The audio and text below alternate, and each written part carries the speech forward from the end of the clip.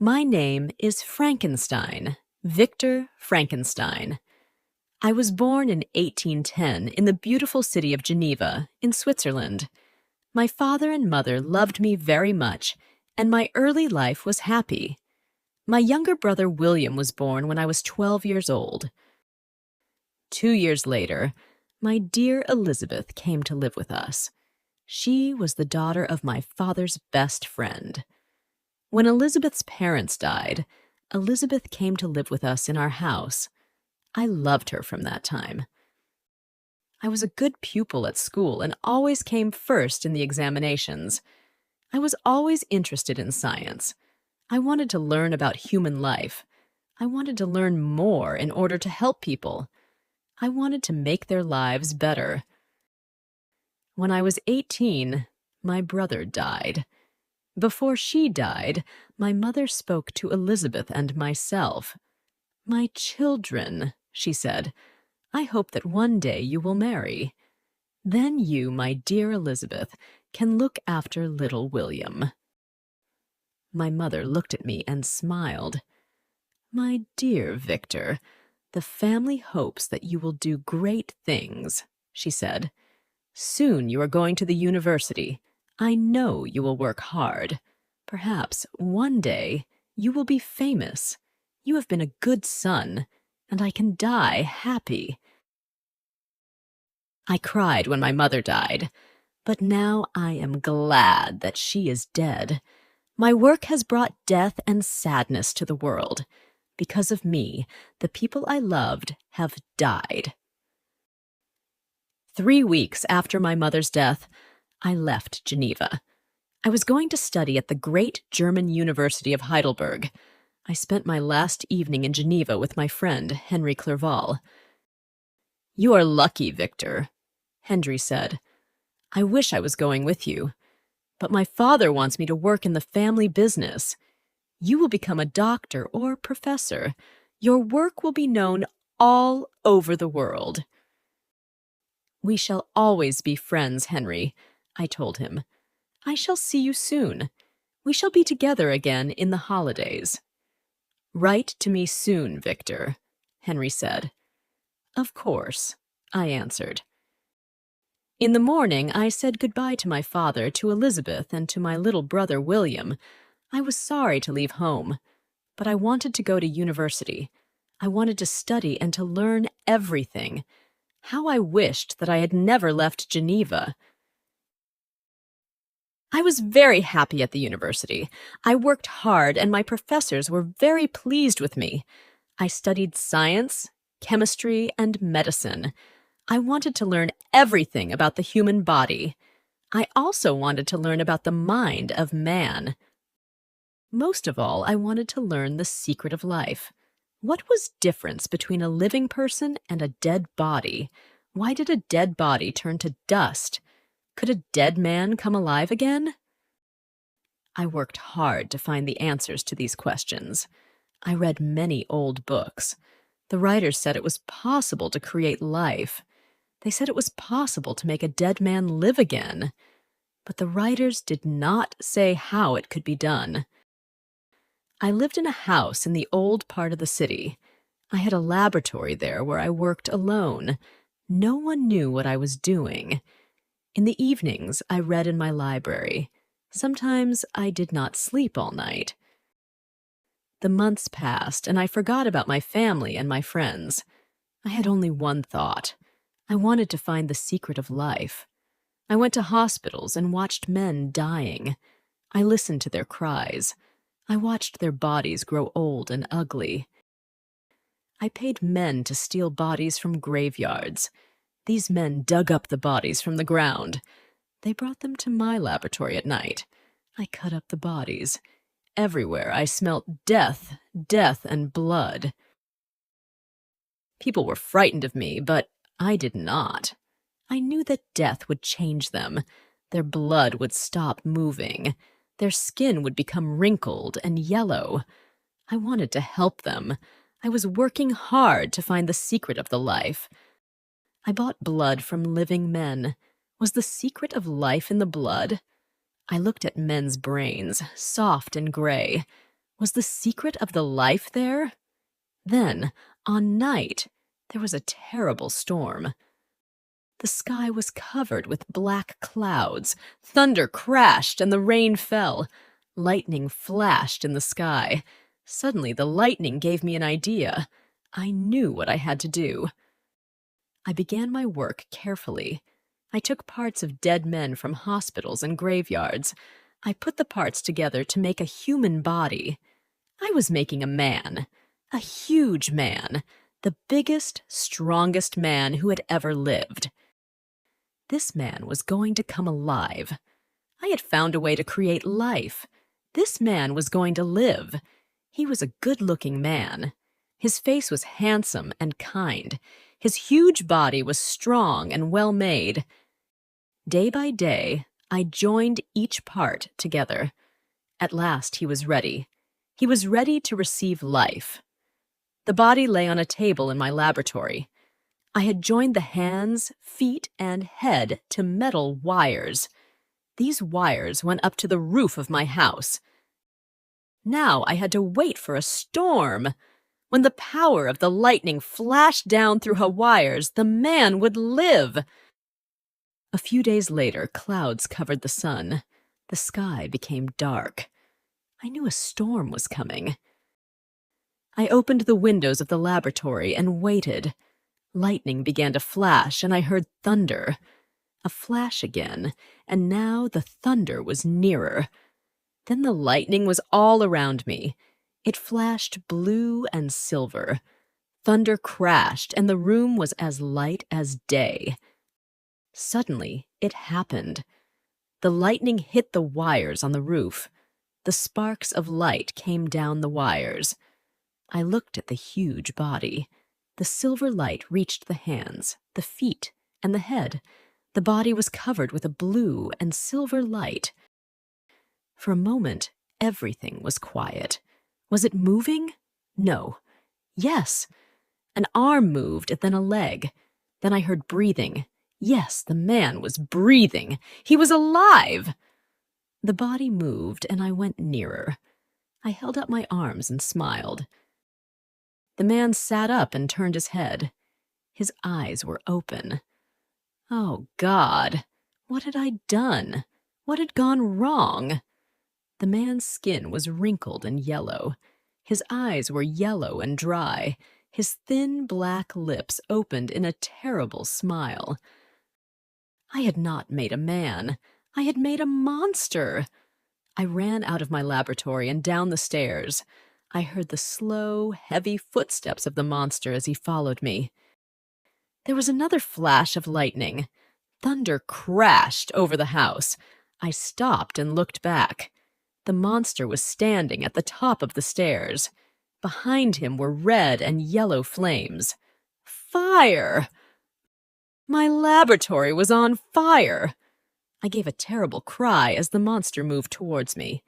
Then I fell down and everything went black. When I woke up, I was in a strange bed, in a strange room. I looked round in surprise.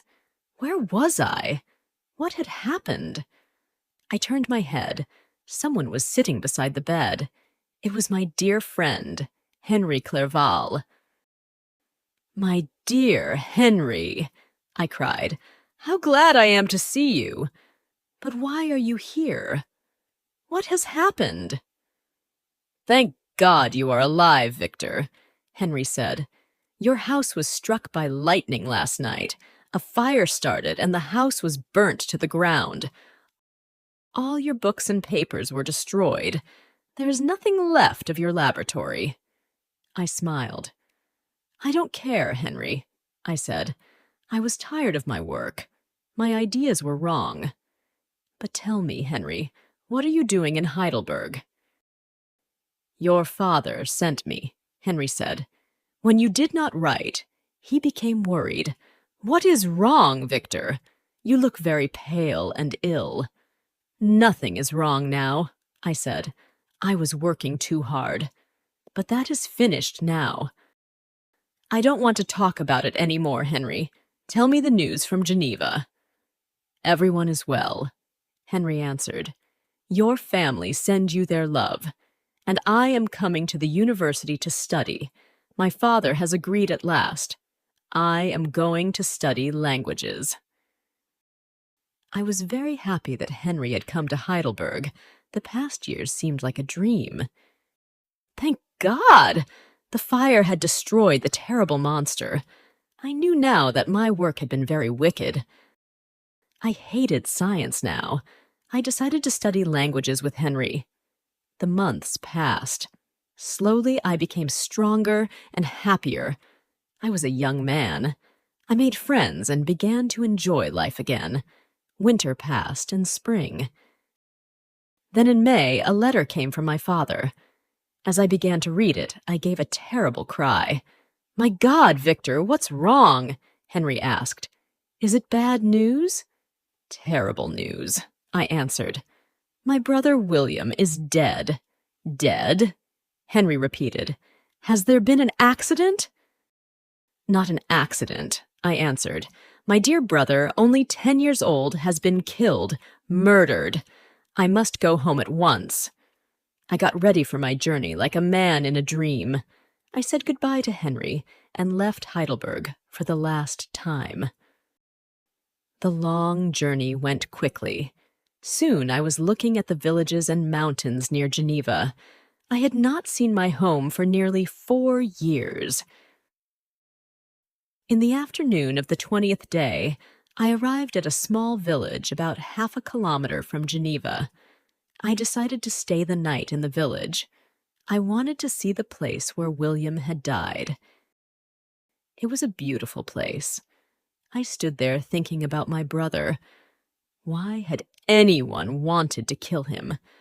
I could not understand it. It was nearly dark now. I heard thunder. Lightning began to flash in the mountains. Something moved behind a tree. There was another flash of lightning. For a moment, I saw everything clearly. There was something huge and terrible there, something bigger than any man. It was the monster. There was a wicked smile on his yellow, wrinkled face. I suddenly understood. The monster was not dead. He had not died in the fire. And now the monster had killed my brother. I gave a cry. The monster turned away. I ran after him, but he was moving too fast. A few minutes later, I saw him climbing up the side of the mountain. The monster was faster and stronger than any man. I knew that I could not catch him. I had made a monster, and the monster had murdered my brother. How could I tell my father? I could not tell him the truth. He would not believe me. My mind was full of terror and fear, but I could not tell anyone my terrible secret. I went on to Geneva with a sad heart. I was home again at last. But how unhappy I was! My father looked like an old man. My dear Elizabeth's face was thin and sad. Elizabeth showed me a picture of my mother. It was a small painting in a gold frame. "Look, Victor," Elizabeth said. "William died because of this picture. He was wearing it on a gold chain on the day he died. He wore the picture round his neck. The picture is very valuable. That is why the murderer took it. William was killed for this picture."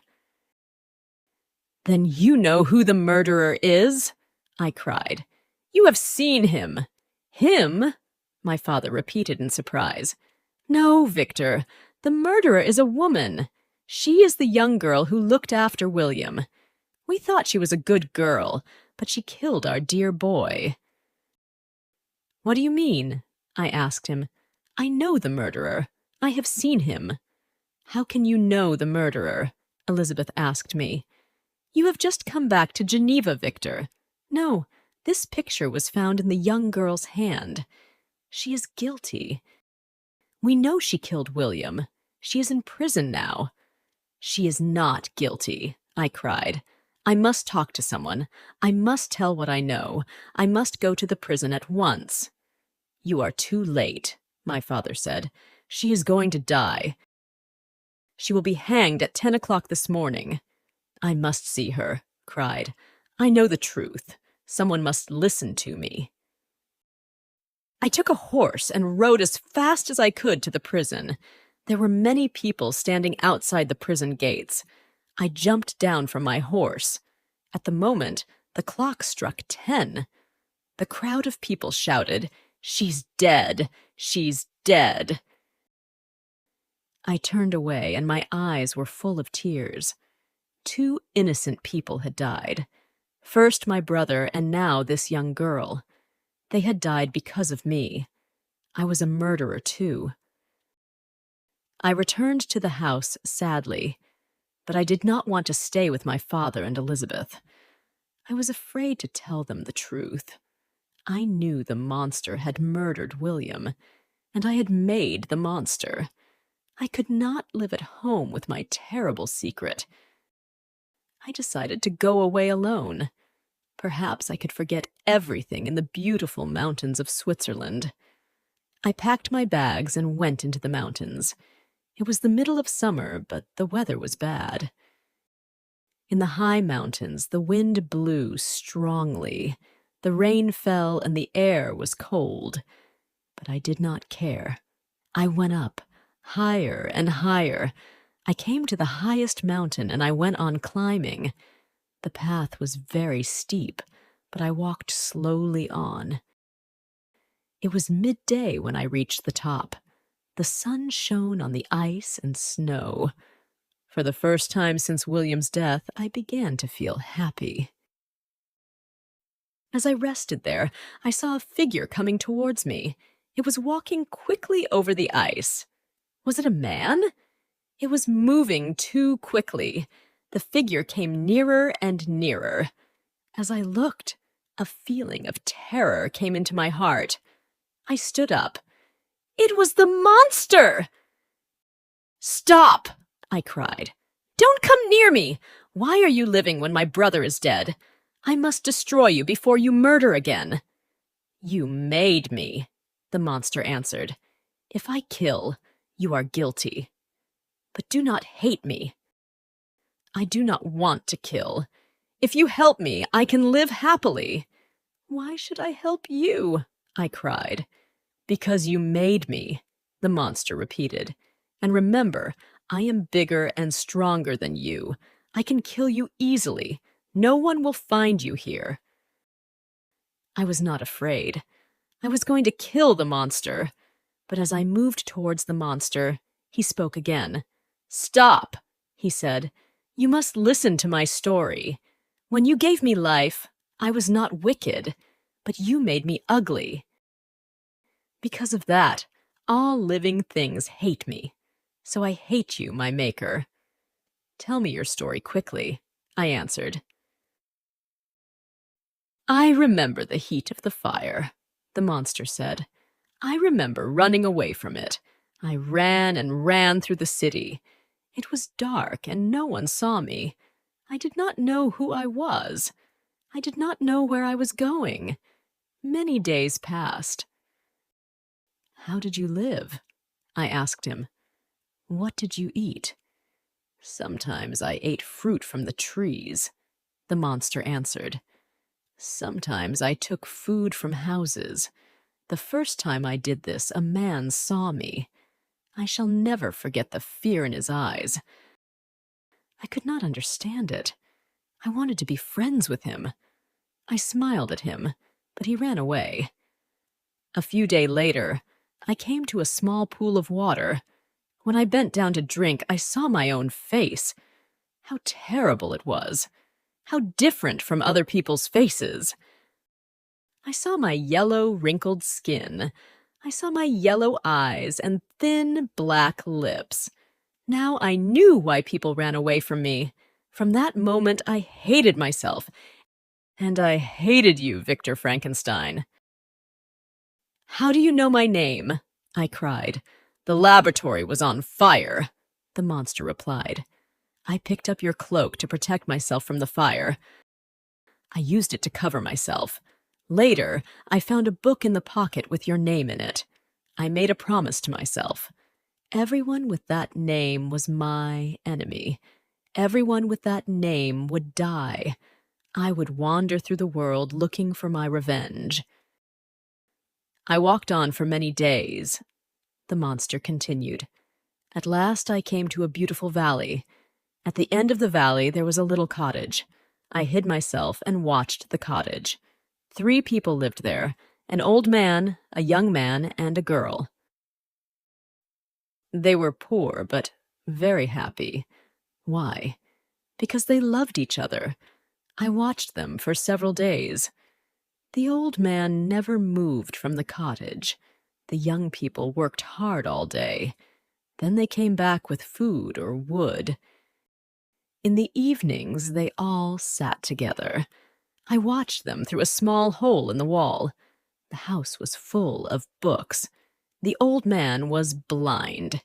He could not see. The young girl read aloud from the books to the old man. I listened too. I learnt many, many things. One day, I watched the young people go out. I knew they would be away all day. I knocked at the cottage door. The old man answered, and I went in. I knew that B could not see me. "I am a stranger in this country," I said. "A terrible accident has made my face ugly. People are afraid of me, but I must talk to someone. Can I talk to you?" The old man smiled and told me to sit down. I began to talk, and we soon became friends. The old man was very clever. "He became my teacher," the monster said. "His cottage was my school. I wanted to be part of this family, but I always left the cottage before the young people returned. Then, one day, I stayed late. The young girl came into the cottage and saw me. She screamed loudly, and I ran to the door of the cottage. The girl was terrified and fell to the ground. I bent over to help her. At that moment, her brother came running up.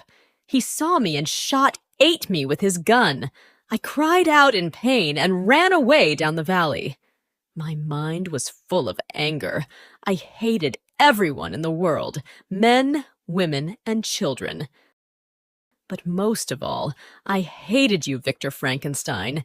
You made me ugly. You made me a monster who everyone fears." The unhappy monster looked around him. "And so my wanderings began again," he went on. "I came at last to these mountains, but their beauty did not please me. I went on until I was near the city of Geneva. I was lonely and tired. Would I ever find a friend? One day I saw a little child. He was running about happily and singing to himself. There was no one near us. I had an idea. I would make this child my friend. He would not fear me. We would live happily together." I stood up quietly and took the child by the arm. But when he saw my face, he screamed. "Let me go!" he cried. "Let me go! I will tell my father." "No, you must come with me." "But my father is an important man. His name is Frankenstein. He will put you in prison if you hurt me." "Frankenstein! It was the name of my enemy!" I put my hands round the child's neck. Soon he stopped moving. He was dead, and I had killed him. Then I saw the picture round his neck. I took it from his neck and held it in my hand. The woman in the picture was smiling, but no woman would ever smile at me. I hurried away from the dead child. I saw a young woman asleep under a tree. I put the picture in her hand. People would think she had killed the child. She would die, too. "That is my story, Victor Frankenstein," the monster said. "What can you say to me now?" "What can I say?" I repeated. "My wickedness has brought terror and unhappiness to the world. I made you. Now I must find the strength to kill you." The monster smiled. It was a terrible smile. "You do not have the strength to kill me," he said, "and I do not want to kill you. No! You must live. You must do something to me." "For you? Never!" I cried. "You must," the monster said. "Listen to me. No man or woman will ever be my friend. You must create a friend for me. You must create a woman who can love me. She must be ugly and terrible, like me." "I will never make another monster," I said. "You have brought enough unhappiness to the world."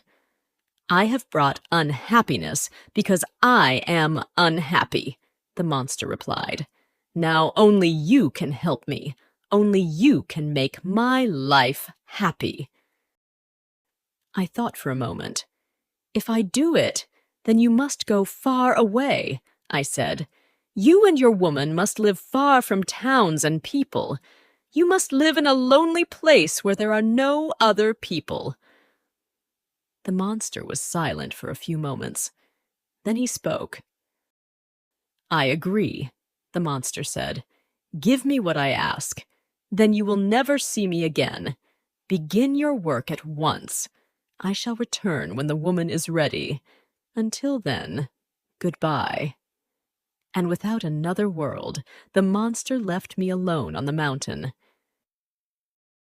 What could I do? I did not want to make another monster. I thought again of the blood and of the horror.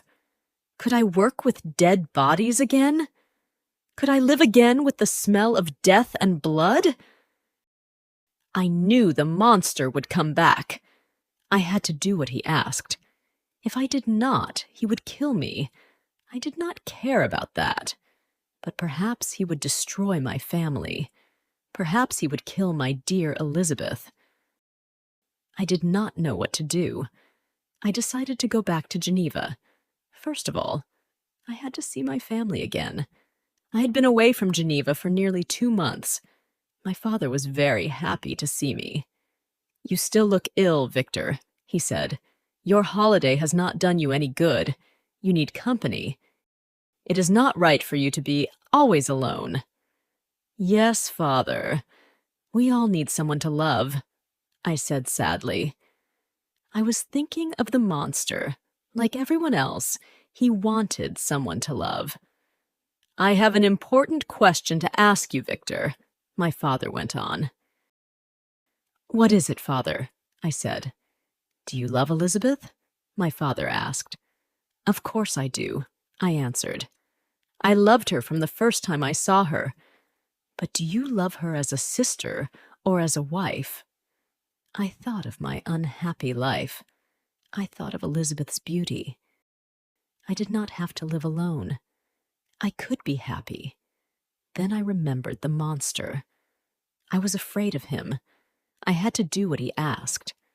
I waited for a few minutes before I spoke. Then I looked at my father. "I love Elizabeth, and I want to make her my wife," I said slowly. "But not yet. I still have work to do. I must leave Geneva and work alone." "What is this work?" my father asked. "You work too hard, Victor. You will be ill again. Why don't you stay here with your friends?" Yes, I did want to stay in Geneva, but I knew that the monster would be watching me. "No, father, I must go," I said. Before I left, I spoke to my dear Elizabeth alone. "Wait to me, Elizabeth," I said. "I shall be back when my work is finished. Wait for me, my dear love. When I come back, we shall be married." "I shall wait for you forever, Victor," Elizabeth answered. "God bless you," I said. "Give me a few more months. It is all I need." I prepared myself for a long journey. I had to find somewhere to live. I had to find somewhere far away from Geneva. I had to find somewhere where I could make the female monster. But where could I go? Where could I do my wicked work in secret? The answer to these questions came in a letter. It was a letter from Henry Clerval in Strasbourg. My dear Victor, Henry wrote, I have a job here. I am teaching languages at the university. Why don't you come and visit me? Strasbourg is a beautiful city. I have not seen you for a long time. We have many things to talk about. Also, a holiday will do you good. Let me know when you are coming. Your friend Henry. I wrote to Henry. I agreed to visit him. I knew what I was going to do. After a week or two, I would find a lonely house. I would build a laboratory there. I would work as before, but more quickly. Soon I would be free of the monster forever. After a few days, I was in the beautiful city of Strasbourg. Henry knew the city well. He showed me the beautiful old buildings. We were happy together. I found a house outside the city and began my terrible work. Henry was busy at the university. I was able to start quickly, but now I hated my work. This time, I knew what I was making. I knew I was making a monster, not a beautiful woman. The smell of blood and death made me feel ill. I hated talking to the men who brought me dead bodies. They were wicked men. I knew my work was wicked too. But I went on. I had to. Once more, I began to put the parts of bodies together. Of course, I did not tell Henry what I was doing, but then he found out everything. It was because of my carelessness. The female monster was almost complete. In a day or two, I would give her the spark of life. I had not seen the monster, but I knew he was near. He was waiting for me to finish my terrible work. One night, I was working late. I was very tired. Suddenly, there was a sound outside the room. I turned in fear. "Go away," I cried. "It is not finished yet. You can't come in. It will be ready in 2 or 3 days." "This is your friend, Henry," a voice said. "I've come to see you. Why can't I come in? What's the matter?" To my horror, the door opened and Henry came into the room. I had forgotten to lock the door. "Why, Victor, what are you doing?" Henry cried. He looked around the room. "I did not know you had a laboratory here. What a terrible smell! There is blood everywhere. Why, oh my God, what is that smell?" Don't look, Henry," I cried. "No one must know. No one must know." But Henry was already staring at the female monster. "What is this terrible thing?" he whispered. "Is it a woman? Is she dead or alive? Have you killed her, Victor? Are you mad?" At first, I could not speak. I put my face in my hands and began to cry. "Henry, you have found out my terrible secret. I have to do it. If I don't do it, the monster will kill again." "Monster? What monster?" Henry asked. "You are ill, Victor. You must be ill." "Perhaps I am," I replied. "I must tell you everything." Henry listened to my story in horror and amazement. When I had finished, he looked at the female monster. Then he spoke. "Victor," he said, "you cannot give the creature life.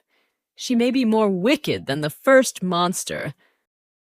What if they have children? One day these terrible creatures may rule the world. No, it must not happen. You must destroy this creature, Victor. I will help you." "No, Henry," I cried. "The monster is near. I know it. He will have his revenge. He will kill you." "I don't care," Henry answered. "This creature must not live. Help me, Victor. Let us destroy this terrible thing." Henry ran to the table and began to pull the wires from the body. Then he began to pull the body apart. I was almost mad with terror. Then I picked up a knife and began to help him. There was a cry of pain and rage. The monster was outside the window. He smashed it open and jumped down into room. "No, no, you must not destroy her!" the monster cried. "She is mine! She is mine!" The monster rushed at me. His dry, yellow eyes were full of anger. As his hands reached out, Henry stepped in front of me. The monster, blind with anger, took hold of Henry's neck. The terrible hands held Henry until he fell dead. "What have you done?" I cried. "He was my dearest friend. Why do you let me live? Kill me too!" "No, I'll not kill you. Not yet," the monster replied. "If I kill you, your unhappiness will be at an end. You have destroyed my bride. I will return on your wedding night, Victor Frankenstein. I will have my revenge." The monster stood silently for a moment. He looked at the blood. He looked at the body that would never live. He looked at the dead body of Henry Clerval. Then he looked at me. "They are dead, but you will live. You will live until I want to kill you," the monster said. He kicked over the lamps that lit the room. Red and yellow flames began to rise. The laboratory was on fire. "Good," the monster said. "Soon nothing will be left, but by then we shall both be far away." I felt his strong arms around me. His body had the smell of death. His skin was hard and dry. With one jump, he was out of the window. The monster held me tightly in his arms. He moved with great speed. I could not see. I could not breathe. I knew nothing more. I opened my eyes and looked around me. I was in a small, white bedroom. The window was small, and it had metal bars across it. Where was I? I tried to sit up, but I could not. I screamed loudly, and at once 2 men rushed into the room. "Help me!" I cried. "Let me go! My name is Victor Frankenstein. Send a message to my father in Geneva. Tell him to come here." "Your father is here, Victor," a quiet voice answered. My father came up to my bed and sat down beside me. How old and gray he looked. "Oh, Father, help me," I said. "Take me home." My father turned to the 2 men. "Bring the doctor," he said. "I think my son is well now." When the doctor had examined me, he told the men to free me. "You have been ill, Dr. Frankenstein," he said. "Something terrible has happened to you. You screamed and cried. You said that you were a murderer. You said that you were the murderer of your brother William and of your friend, Henry Clerval." Henry Clerval. Suddenly my mind was clear again. I remembered everything. "Henry is dead. Henry is dead," I cried. "Yes," my father answered sadly. "His body was found in a burning house. But you were many miles away. You did not kill him. And when your brother was killed, you were in Heidelberg." "But they died because of me," I answered. "That is not true," my father said. "You have been ill, but you are better now. I am taking you back to Geneva. Elizabeth is waiting there for you." I cannot remember the journey back to my home. I was still very weak. I slept for most of the time. When I saw my home again, I felt happier. "Elizabeth, my dear Elizabeth," I said, "now I am home with you. I feel well again." But I was still afraid. The monster had killed my friend. He was going to return on my wedding night. He was going to have his revenge. But now I was prepared. I carried a gun with me always. If I saw the monster, I would shoot him. I would kill him. The months of fear and terror would be over. I saw that Elizabeth looked pale and unhappy. I asked her what was wrong. "Your mother hoped that we would marry. Your father wants us to marry," she said. My feelings for you have not changed. I love you. But you have traveled to many places, Victor. You have lived in great cities. Perhaps you love another woman. If you do, please tell me. I do not know a woman as beautiful as you, I replied. I now love you more than ever, Elizabeth. But terrible things have happened to me. The terror is not yet over. My life is in danger. Can you marry a man who may soon die? No one knows when they will die, Elizabeth answered. If you love me, Victor, I will marry you. I will make you happy. So we decided on the day of our marriage. When the monster came to kill me, I would shoot him. Then I would tell Elizabeth my terrible secret. Her love would save me and protect me. On our wedding day, the sun was shining. All the world seemed happy. Elizabeth looked very beautiful. After we were married, we left for our honeymoon. The journey started by boat. The sun was shining on the water of the lake and on the mountains. I heard the happy cries of our friends as they waved goodbye to us. Those were the last happy hours that I ever spent. It was getting dark when the boat arrived at a small inn. The inn was beside the lake. The water and the mountains looked very beautiful. We stayed in the inn that night. After dinner, we went to our room. I was sure that the monster was near, but I was going to fight for my life and happiness. I had my gun with me. Elizabeth saw that I was afraid. "Why are you so afraid, Victor?" she asked. "Why are you carrying a gun? Who can harm us in this beautiful place?" "This is a night of great danger," I replied. "Very great danger. But after this night, we will be happy together." I told Elizabeth to stay in the room. I told her to lock the door until I came back. Then I looked through the inn. I went into every room. But the monster was not there. Perhaps nothing would happen.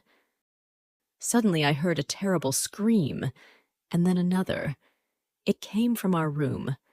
Elizabeth was alone in the room. Then I understood. The monster was going to kill Elizabeth, not me. This was his revenge. I called some servants. Together we rushed to the room. We broke down the door. It was too late. Elizabeth lay dead on our marriage bed. Her face had a look of terror. Her beautiful hair hung over her lifeless body. The marks of the monster's hands were on her white neck. The monster's hard, wrinkled fingers had torn her body. Her white dress was red with blood. I ran to the window and looked out. In the moonlight, I saw the terrible shape of the monster. I fired my gun, but the monster was moving too quickly. In a moment, he had disappeared behind some trees. People rushed into the room. I do not remember what I said or did. I was taken back to Geneva. I was mad with pain and sadness. When my father heard the news, he became ill. A few weeks later, he died. For a long time, I lived alone. I saw no one. Perhaps I was mad. I do not know. One day, I went to the graveyard. All the people I loved were there. I looked at William's grave. I looked at Elizabeth's grave. And I looked at the grave of my father and mother. I stood there and I raised my eyes to the sky. I spoke aloud to God in heaven. I, Victor Frankenstein, Doctor of Geneva, say these words. I will spend the rest of my life looking for the monster. Then I will kill him. I, Victor Frankenstein, created the monster. I will kill him. I stood there looking at the dark clouds above me. Like an answer, I heard a loud, terrible laugh. The sound made my blood cold. Then I heard the monster's voice. Now I am happy, the monster said. "I have had my revenge. The rest of your life will be as miserable as mine. Follow me and find me if you can." Years passed. Now I feel that my life is nearly over. I followed the monster wherever he led me. I followed him through forests and across deserts. I crossed flat plains and high mountains. At last we have reached this place of ice and snow. The cold is terrible, but the monster feels nothing. He does not feel cold or heat. Always, he has been in front of me. I get near him, but I can never catch him. Now the journey has ended. The monster is ready to stand and fight. He is bigger and stronger than me, but I have my gun. I will be able to kill him before he kills me. I can see the monster in front of me. His terrible shape looks black against the white snow. He has stopped at last. He has turned to look at me. "Do not kill me yet, Victor Frankenstein!" the monster cried. "Listen to what I have to say." "What can you say to me?" I replied. "You have destroyed everything I loved. You are a thing of evil, a wicked creature." "You made me," the monster replied. "You are guilty. I did not wish to be evil. I wanted to be your friend, but you made me ugly. You ran away from me. Those I tried to love were afraid of me, so I killed them. I asked you to create a friend for me, but you destroyed her. I had no family to love, so I destroyed yours. My wicked life made me unhappy, but I could not stop. Pain and unhappiness turned to anger in my mind. You are guilty, Frankenstein. You gave me this ugly body. You created me. You are a wicked man." As I listened to the monster's words, my mind was filled with horror. "What you say is true," I cried. "I was the murderer of those I loved." "Now you have said these words, my life of misery and unhappiness is complete," said the monster sadly. "You are the guilty one, not me. Now I shall go far away from here. I shall find wood. I shall set light to it. Then I shall throw myself on the flames. My death will be terrible, but at last I will be at peace." And with one last look at me, the monster turned and went to his lonely and terrible death. I have decided to die in this terrible place. The story of my life has ended. Perhaps no one will ever read these words. It does not matter. Here I will stay until my body is hard and cold. Goodbye, and may God forgive me. There are the last words of the unhappy. Victor Frankenstein.